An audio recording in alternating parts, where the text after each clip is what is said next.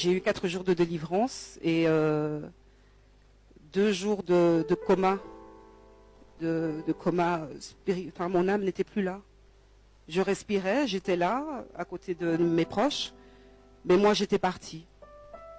Ce que Dieu, en tout cas, m'a fait grâce de voir, c'est que j'étais dans mon cercueil. J'ai vu ma tombe, j'ai vu que j'étais dans le cercueil, et à un moment donné, j'étais propulsée dans la galaxie, l'espace. J'ai vu quelques étoiles. Et je suis restée, j'ai l'impression que je suis restée vraiment dans cette galaxie pendant une éternité. Ça durait et j'errais, mon âme errait, j'errais, je me demandais mais qu'est-ce que je fais là? Qu'est-ce qui se passe? Et il faisait noir. Il faisait noir. Et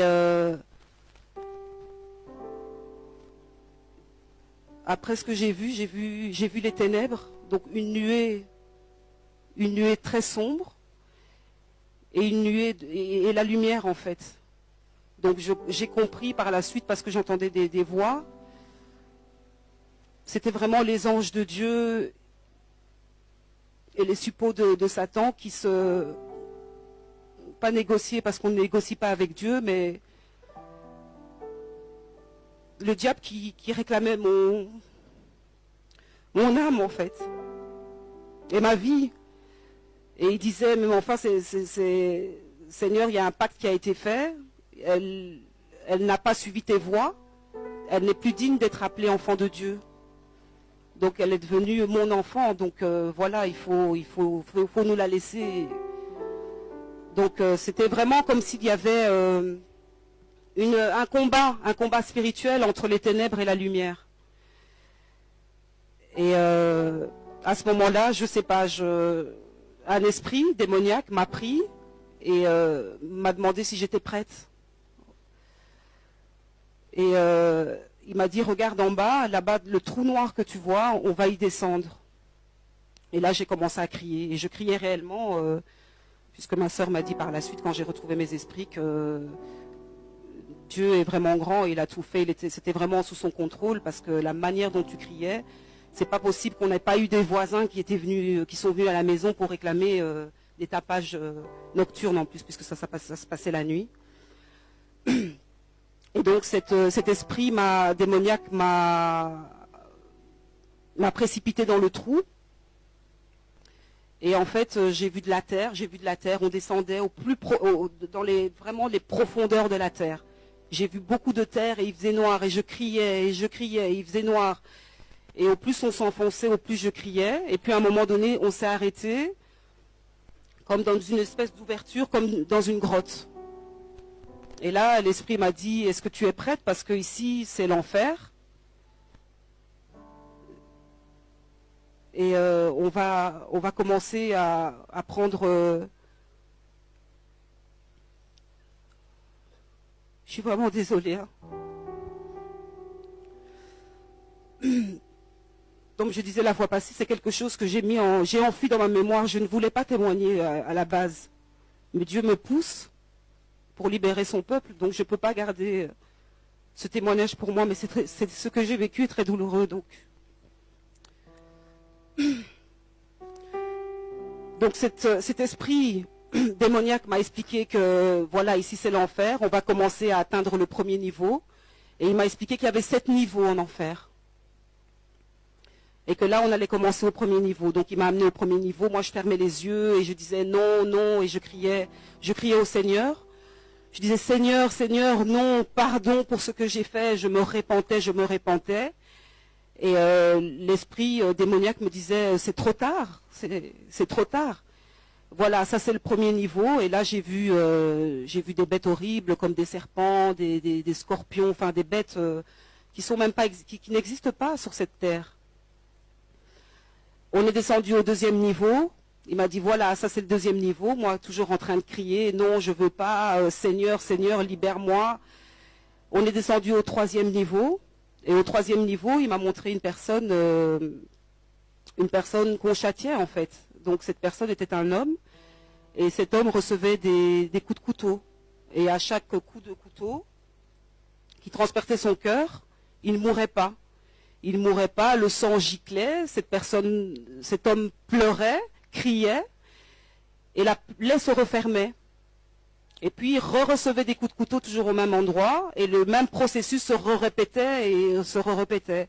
Et cet esprit démoniaque me disait, tu vois le châtiment, ça c'est éternellement que cette personne-là va être comme ça, en tout cas trucidée par ce couteau. Et je criais, et je disais pitié Seigneur, Seigneur pardon pour tout ce que j'ai fait. Et pendant ce temps-là, ma sœur me disait que effectivement il y a eu des moments où tu étais par terre, à genoux, et je demandais pardon au Seigneur, et eux ne comprenaient pas. Et en fait c'était ma descente aux enfers. Je suis arrivée au 4e niveau, et cet esprit m'a expliqué que le 4e niveau était le niveau de mon châtiment à moi par rapport au péché dans lequel j'étais. Donc péché sexuel, hein, puisque j'ai été condamnée par rapport à ça. Et là, on m'a prise et on m'a mise sur une espèce de grande pierre. Je ne sais pas si vous voyez au temps, je pense, du Moyen-Âge, où on châtiait les gens... on mettait les gens sur une pierre et puis on les tirait, on les écartelait avec des lanières. Donc j'étais sur ce genre de pierre-là.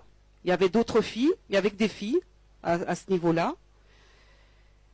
On m'a mis sur cette pierre, on m'a ligoté et on m'a laissé là. Et tout ce que je voyais là en dessous de mes pieds, donc la pierre était debout, hein, pas couchée. Donc j'étais vraiment contre un mur.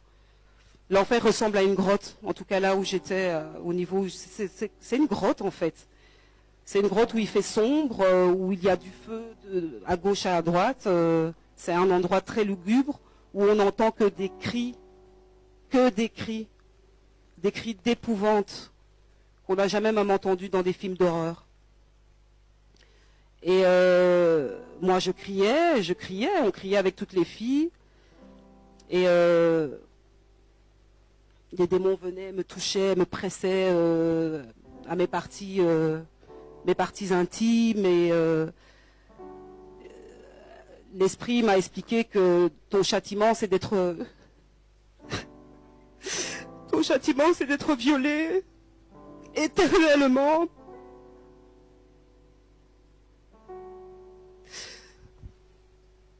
Et j'étais violée par un démon, que je pense être Satan. Il ne s'est pas présenté.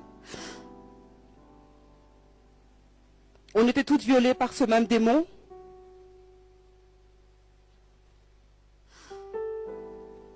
Et naissaient des enfants de ces relations en fait. Tu n'as pas le temps de dormir en enfer. Tu ne dors pas, j'ai cru que j'y étais depuis des siècles.